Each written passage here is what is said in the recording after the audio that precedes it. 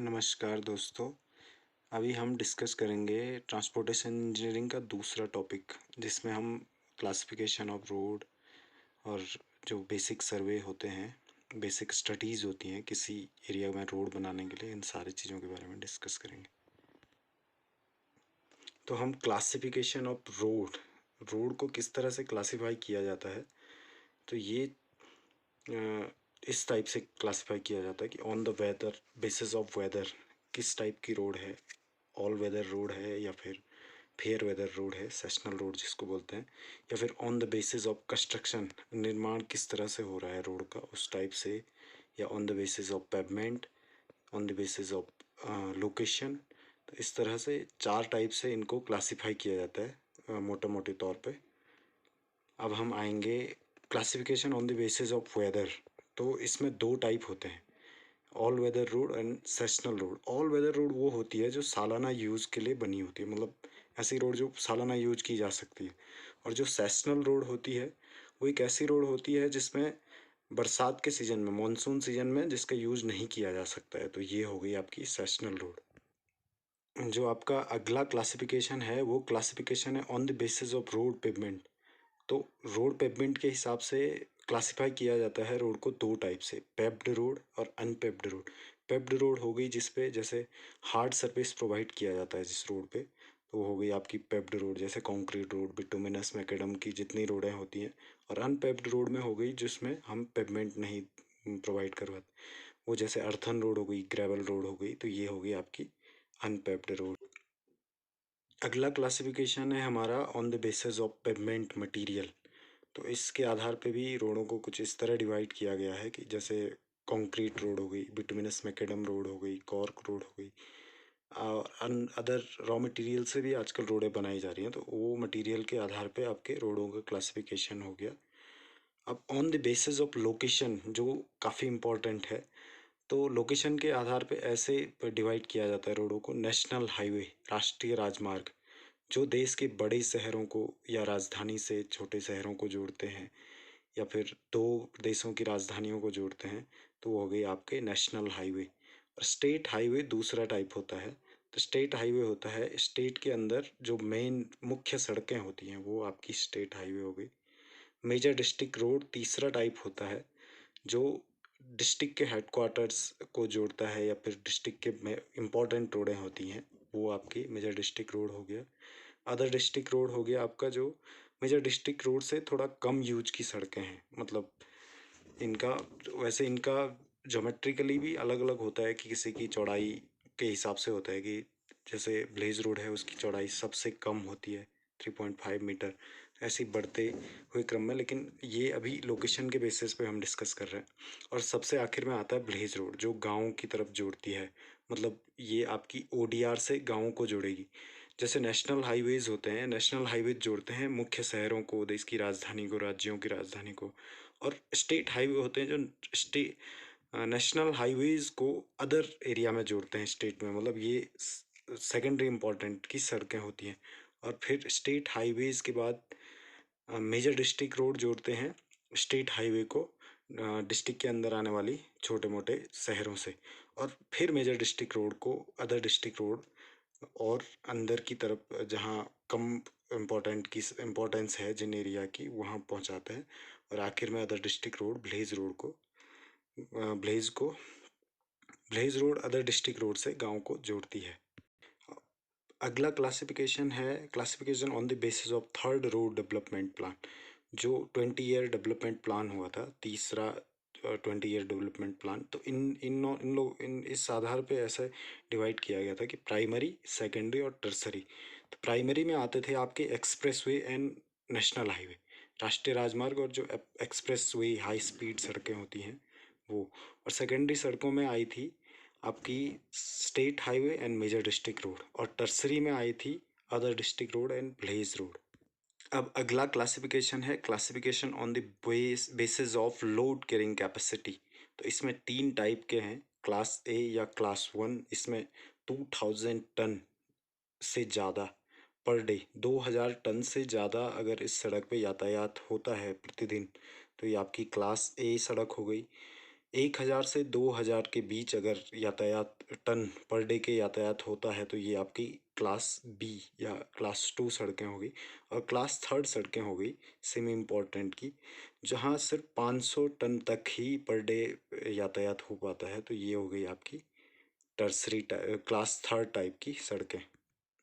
इसके बाद एक और क्लासिफिकेशन आता है, क्लासिफिकेशन ऑफ अर्बन रोड। जो शहरी इलाकों में सड़कें होती हैं उनका क्लासिफिकेशन कैसे होता है।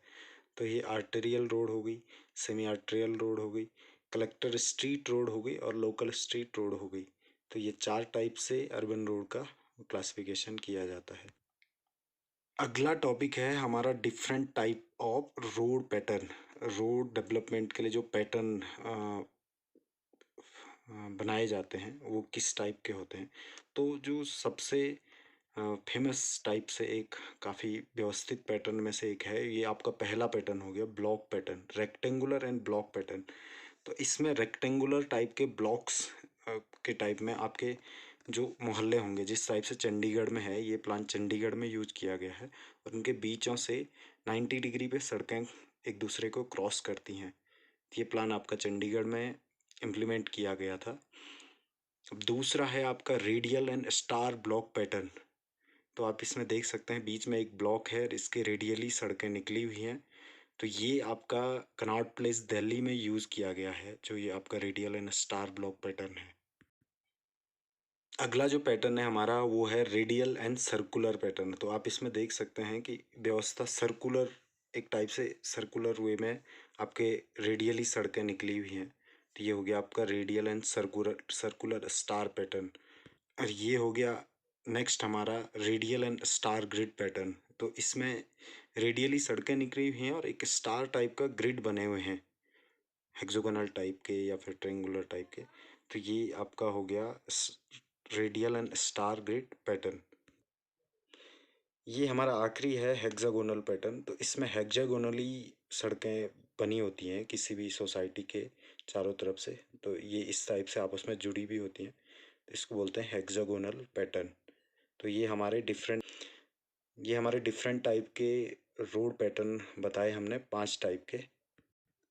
अब आगे चलते हैं हम हाईवे प्लानिंग पे। हाईवे प्लानिंग रोडों के कंस्ट्रक्शन और रोडों के कंस्ट्रक्शन के लिए जो फैक्ट फाइंडिंग सर्वे होती है उससे रिलेटेड हमारी हाईवे प्लानिंग है। तो फैक्ट फाइंडिंग सर्वे में क्या होता है? फैक्ट फाइंडिंग सर्वे में होता है हम किसी भी एरिया की इकोनॉमिक स्टडी करते हैं, फाइनेंशियल स्टडी करते हैं, traffic and road use study करते हैं और इंजीनियरिंग स्टडी करते हैं।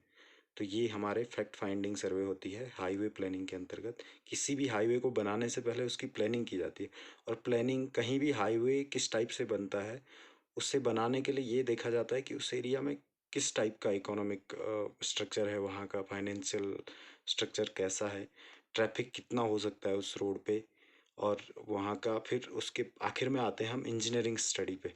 तो अब हम पहले डिस्कस करेंगे इकोनॉमिक स्टडी पे। इकोनॉमिक स्टडी में हम कलेक्ट करते हैं वो डेटा, जैसे वहाँ का पॉपुलेशन और पॉपुलेशन का डिस्ट्रीब्यूशन कैसा है, किस टाइप से लोगों की बसाहट है, मतलब एक जगह पे है या काफ़ी दूर दूर बसे हुए हैं, और आपके पॉपुलेशन का ग्रोथ रेट क्या है, मतलब पर 10 ईयर में कितना ग्रोथ होता है, एग्रीकल्चर और इंडस्ट्रियल प्रोडक्शन कितना है उस एरिया का जहां हम रोड बनाना चाह रहे हैं, और इन फ्यूचर में हम कितना इंडस्ट्रियल डेवलपमेंट कर सकते हैं उस एरिया में, इसके बारे में भी हम स्टडी करते हैं।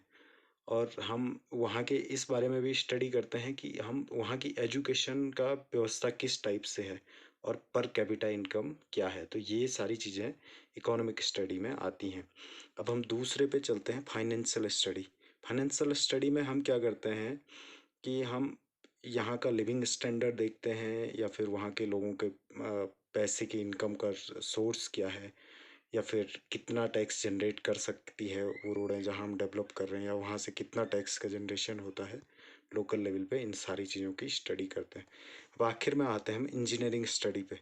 तो इंजीनियरिंग स्टडी में हम वहाँ का जैसे टोपोग्राफी की स्टडी करते हैं, कैसी टोपोग्राफी है, कैसा हिली एरिया है, सेमी हिली है या फिर प्लेन है, या अब उसके बाद हम उसका सॉइल पैटर्न देखते हैं कि सॉइल कैसी है, ब्लैक कॉटन सॉइल है, सैंडी सॉइल है, जो भी मतलब। और ड्रेनेज पैटर्न देखते हैं कि वहाँ कितने नदी नाले हैं, किस टाइप का पैटर्न है, रेनफॉल कैसे होती है वहाँ पे, काफ़ी ज़्यादा बारिश होती है या कम होती है, और क्लाइमेट कैसा है एरिया का, ये सारी स्टडीज़ करते हैं हम इंजीनियरिंग स्टडीज़ में। और उसके बाद आते हैं हम सर्वे के लिए कि हमको जैसे एरियल सर्वे किया जाता है, वो एरियली फ़ोटोग्राफ लिए जाते हैं। उसके बाद हम वहाँ का रिकॉनेसेंस सर्वे करते हैं, जिसमें मोटे तौर पे पूरे एरिया का ग्राउंड पे जाके सर्वे किया जाता है। उसके बाद प्राइमरी सर्वे किया जाता है, और प्राइमरी सर्वे से जो डेटा इकट्ठा होता है उसके आधार पर मोटे तौर पे हम जैसे रोड का अलाइनमेंट कैसा होगा, ये सारी चीज़ें देखते हैं, और फाइनली जाके हम डिटेल प्लान तैयार करते हैं। तो ये जो हमारी सर्वे हैं, रिकोनेंस सर्वे हो गई, आपकी प्राइमरी सर्वे हो गई, और डिटेल सर्वे हो गई, तो ये सारी डिस्कस करेंगे हम नेक्स्ट किसी और चैप्टर में। तो दोस्तों हमारे इस टॉपिक में इतना ही। हम अगले टॉपिक में जैसे 20 ईयर डेवलपमेंट प्लान पे डिटेल एक लेक्चर बनाऊंगा, और उसके बाद अगले नेक्स्ट टॉपिकों पे जैसे डिटेल सर्वे, प्राइमरी सर्वे, ये सब टाइप एक लेक्चर में कवर करने की कोशिश करेंगे। तो दोस्तों सब्सक्राइब कीजिए, शेयर कीजिए ज़्यादा से ज़्यादा। धन्यवाद।